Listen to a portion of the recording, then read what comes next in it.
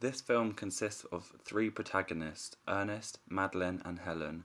We want to focus on the two women and focus on how they represent women in Hollywood in the 90s. The tale of two women dragging their lifelong fight beyond the grave. At first, we see a major contrast between these two women. Helen was introduced in a brown and black clothes, no makeup, frazzled hair, and looked very conservative and timid, whilst Madeline is portrayed as glamorous, wealthy, and the stereotypical Hollywood blonde bombshell.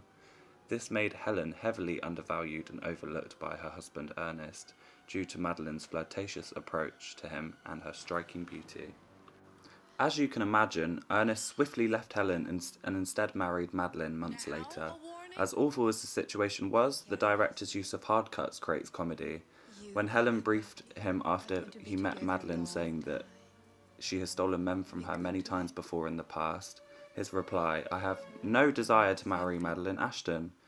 The cut swiftly turns to Ernest and Madeline happily walking down the aisle at their own wedding. This ironic section of the film makes the audience feel sad for Helen. It also creates comedy by the use of contrast in editing and the narrative structure timeline. This scene in particular creates the discussion of women turning against each other and hating on the other woman instead of blaming the man that makes the decision himself. The film shows two independent women seeking revenge on each other by using their beautiful looks and manipulation skills to their advantage. 7 years after the wedding, Helen gained over 4 times her body weight and is perceived to be lazy and as a cat lady. It implies that her self-worth and image declined over the years due to neglect. The director's decision to make Helen's appearance fluctuate throughout the feature implies that she was obsessed with the idea of being desirable again, which led to her taking the immortality potion. I would stay out of a bathing suit for a while, at least a two-piece. Or if I...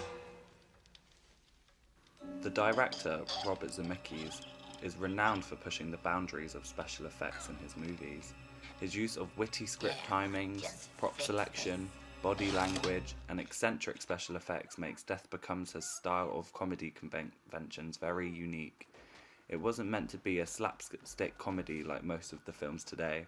It was never a massive critical success in Hollywood, although it became a huge cult classic in the late 90s due to the big names and the original idea concept. For the special effects, the use of industrial lights and Photoshop created the first computer-generated skin texture for Madeline's unusual neck injury.